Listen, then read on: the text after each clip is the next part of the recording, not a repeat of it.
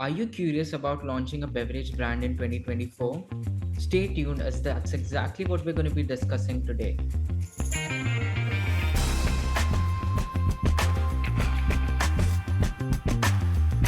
Welcome to the Zista Podcast, where we invite industry leaders and academicians to answer questions that students have within a specific subject area. Joining us today is Suramya Kedia, who is the VP Brands and Strategic Growth at the Great Galleon Ventures Limited. She has recently launched an RTD product called Rascal. Let's jump straight into her story, uncover the innovation, and see how she always puts consumer at the heart of every venture. Welcome to the podcast, Suramya. It's really good to have you here. Great to be here. Thank you. So, I'm directly going to jump on to the first question. What inspired you to pursue a career in brand development in the beverage industry? So many parts to this answer, I would say. The first thing is that I am a very creative person. I mean, I did a bachelor's and a master's degree in architecture, and that sort of drew me naturally towards more creative pursuits. But I always wanted to work in an industry because I feel like the impact that you can have producing products or services, but in this case, products, of course, that can go out to, let's say, like hundreds of thousands or millions of people if you're lucky. You can have a much greater impact on many more lives. Let's say, even if it's as small as giving them a drink that they can enjoy. Or if you're trying to create packaging that you think is more sustainable, let's say, or any number of things that you can be involved with. I think it's a much more impactful way of using design, I think. And that's sort of number one reason for me. Number two would be, of course, like the beverage industry is super exciting. I think it's one of the few industries in India. Well, okay, not one of the few, but one of the many, let's say. There's so much potential here that I think hasn't followed as much innovation, let's say, as maybe software industries have. Like SaaS, everyone's always talking about SaaS, but when it comes to consumer products, so FMCG, alcohol in this case, there's just so much scope for innovation and developing new products and new ways of even delivering, let's say, retailing. There was just so much scope here that I felt like it was a good place to start. Oh, that's amazing. So that's like mostly the exposure that you got was from your parents, and you had a vision that you want to add value to people, impact more people. So you started that. So Yes. although you have talked a bit about your education, I wanted to ask you, how has your education shaped you as an individual and a professional? Again, on many levels.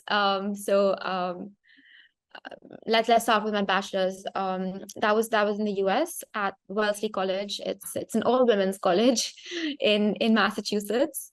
And I think the experience of going to an all women's college, because I was always in a co-educational school, but the reason I chose Wellesley was because I think that often I found when you're in a co-ed environment, you like females do sort of tend to like step back from like leadership roles and in some ways. So it was very empowering to be in an all women environment.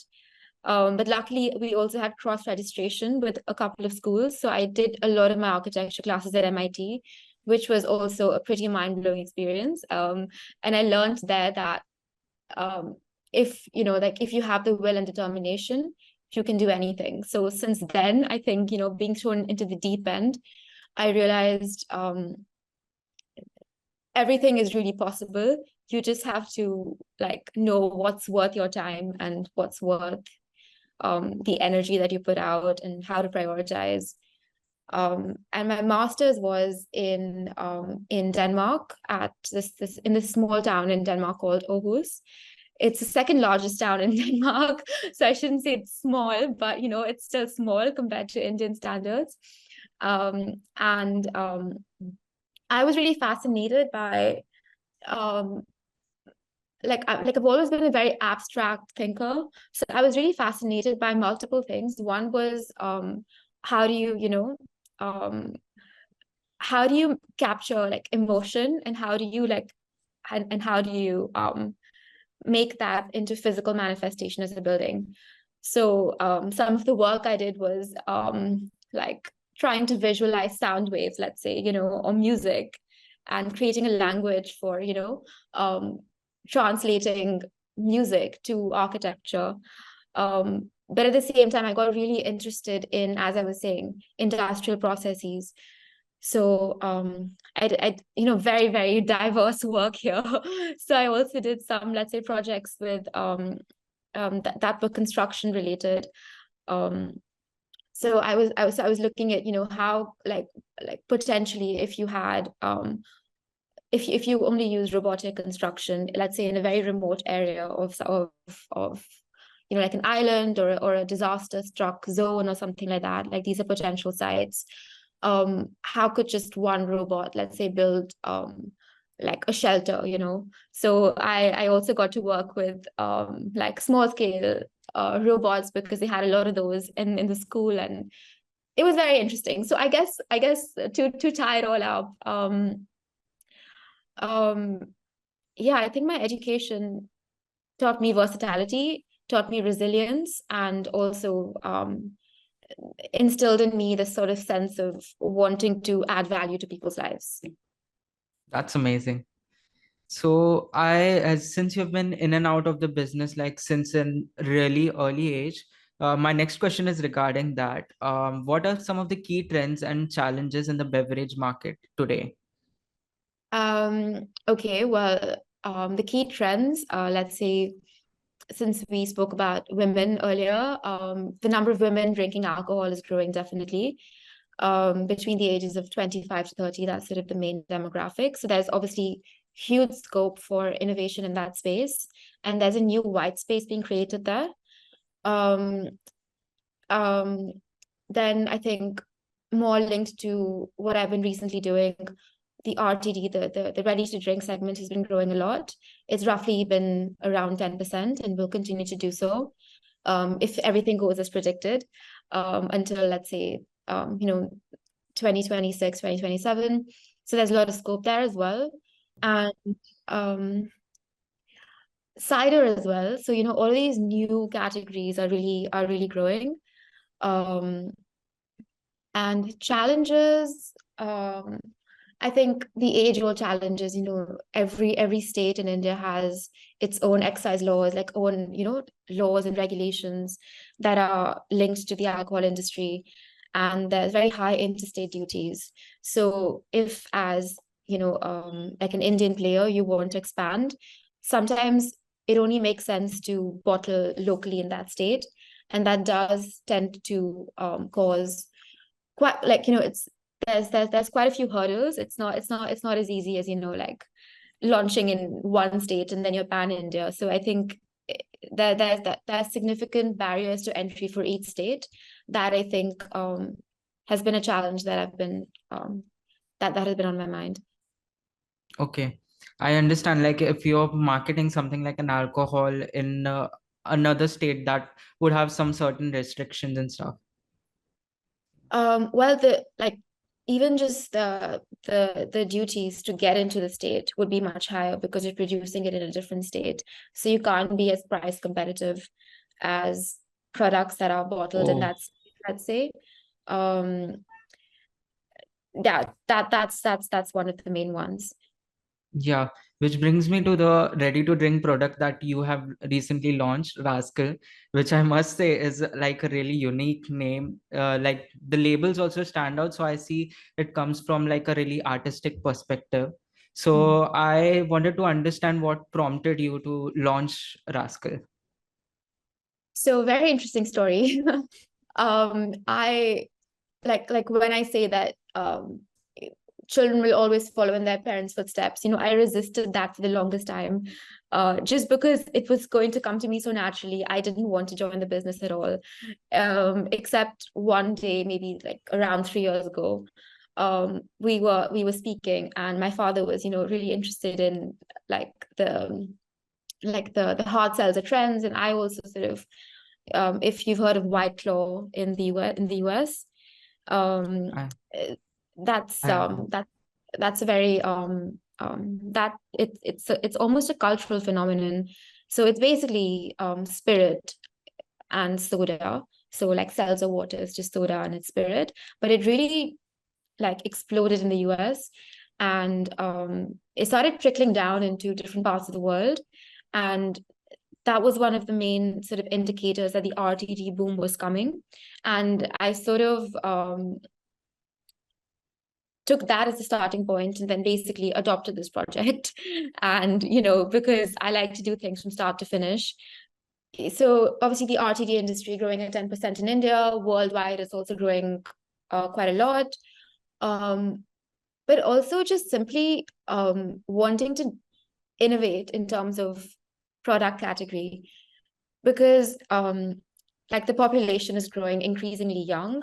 So after, let's say, the 0 to 21 year age group, which is the highest, let's say, proportion in the population, the second highest is 21 to 24.